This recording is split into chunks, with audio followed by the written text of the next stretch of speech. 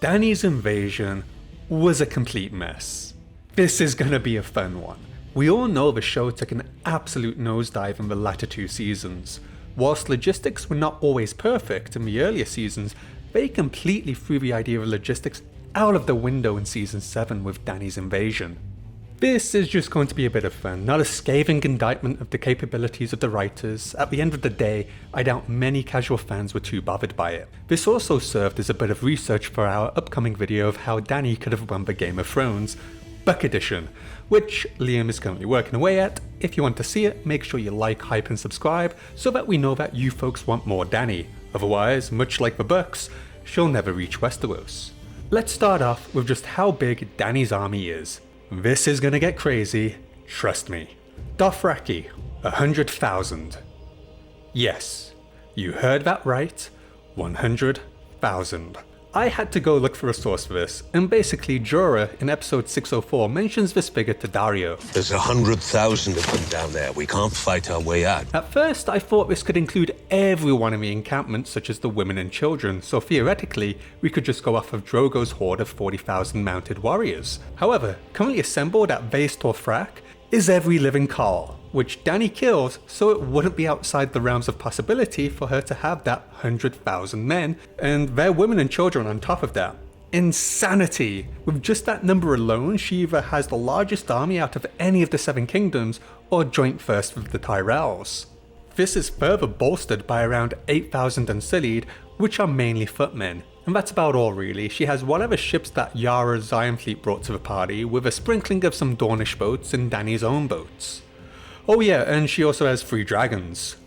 Opposing Daenerys in the red corner is a broke as hell Lannister force, because they have no more gold and the Iron Bank were looking reluctant to offer her any more until some of the debt was at least paid off. Neither the Vale, North, Reach or Dawn are giving her any men. The Stormlands just don't exist in this world anymore, and we know that the Lannisters lost at least half of their starting 60,000 men in season 1 alone. The Riverlands? I think they're leaving Cersei on red and Walder's unable to talk, and the Freys as a whole are suffering a bad case of extinction thanks to Arya's Tea Party. Cersei has 30,000 men. If we want to be generous, we'll give her 40,000 men split between King's Landing and the Rock, with 10,000 of that number at Casterly Rock. Though Euron rocks up with his Iron Fleet, which is apparently 1,000 ships strong, because Cthulhu answered his prayers and allowed him to build a brand new fleet and spawned men to manage them when Yara absconded with them back in season 6. Yeah. By the end of episode 1, Dany's fleet arrives at Dragonstone and Euron's fleet is in King's Landing, pledging his allegiance and promise to prove his loyalty to Cersei. Episode 2 finally gives us Tyrion's master plan, and it's a fucking doozy. The idea is to get men from Dorne and the Reach to lay siege to King's Landing, so Asher will sail to Dorne to act as a ferry service for the Dornishmen and the Tyrells will march up the Rose Road. Olenna does ask the obvious question. So, your master plan is to use our armies? Forgive me for asking, but why did you bother to bring your own?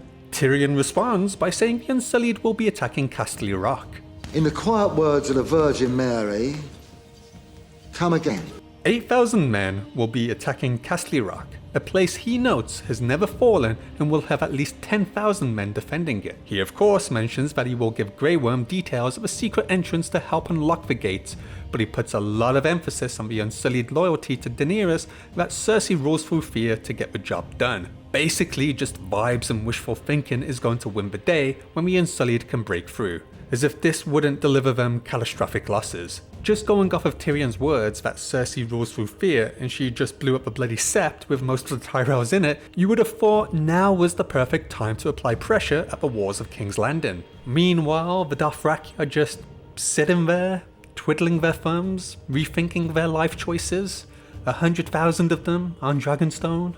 Forgive me for asking, but why did you bother to bring your own? By the end of that very same episode, Euron and his fleet have somehow snuck upon Yara's fleet and demolished it, with the opening of episode 3 showing Euron's glorious return. And the one thing I kept asking myself, how the hell did that happen? Both Grey Worm and Yara will set sail from Dragonstone at similar timeframes, with the Unsullied arriving at Casterly Rock by the end of episode 3. Of course, time can elapse faster as needed, but this gets comical. The reason I find it funny is because Euron Greyjoy is what ties everything together. He has to be in King's Landing to swear fealty to Cersei, sail past Dragonstone, sink Yara's fleet, sail back to King's Landing, celebrate, deliver the goods, then sail all the way over to Castle Rock to ruin Grey Worm's party and sink another fleet. He does all of this in 3 episodes. The time it's taken Grey Worm to get to Castle Rock and deploy, Euron's managed to catch him up. Now, one major thing you might notice is that Euron, to do a lot of this, he has to sail past Dragonstone. Despite losing 2 huge fleets, Tyrion mentions they still have enough ships to land the Dothraki. You know, the 100,000 strong Dothraki horde they have. Of course, this could be multiple trips versus one, but that's still a huge undertaking. Euron has sailed back and forth with impunity to King's Landing, going past Dragonstone without anyone noticing. Dany, legitimately the only one with a brain on this island, states the obvious. We need to find Euron Greyjoy's fleet and sink it. Varys sprouts bullshit about Euron's fleet could be anywhere or even split up into smaller segments, and I'd have just burned his useless ass there and then. The fleet has sailed past Dragonstone more times than the combined amount of testicles in that room. It's not a small fleet. Even if Dany took to the skies with all the dragons and just flew to King's Landing, even just announce she exists to the small folk, she might see the Iron Fleet, and well, while she's there, she may as well burn it because 1. It takes the Greyjoys off the table. 2. It's a show of force, and by killing the Greyjoys, well, no one gives a fuck about those scrubs, but it shows the devastating power at her hands and eliminates Cersei's only real force. Landing on Dragonstone is thematic and cool, but practically makes Dany and the crew look like a bunch of fucking idiots because of how strategically placed the island is, and it should make it nigh impossible for any fleet to sail in and out of the Blackwater Bay. Euron isn't the only one making moves though. Jaime has emptied Castle Rock of its 10,000 men, leaving only a token force to hold it, and has marched down to the Reach, dispatched of the force holding Highgarden, and sacked it for all it's worth. For this, you could just headcanon it as Jaime sending a raven ahead of time and ordering the army to meet him en route to Highgarden. Anyway, Highgarden falls faster than it takes me to read the sentence, and the combined Lannister and Tarly forces march back to King's Landing with their spoils.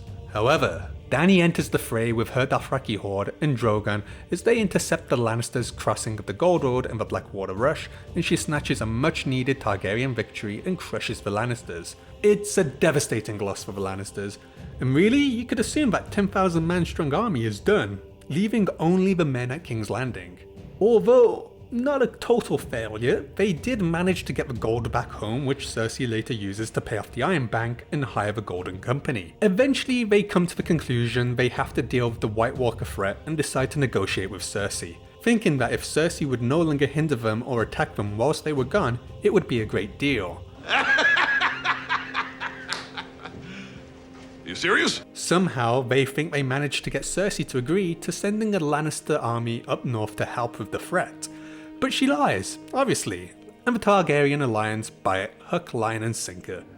The funniest line though comes from Jon Snow, who says if the Dothraki ride at full speed along the King's Road, they'll hit Winterfell in just under 2 weeks. That explains the army movements completely now. Thank you. I'm amazed that the Targaryen alliance didn't march alongside the Lannister army. Cersei says call the banners, but I'm pretty sure everyone's already manning the walls, so hardly as if they need to wait for men to arrive. Daenerys realistically could have just invaded King's Landing and taken the Iron Throne in season 7 and be done with it all.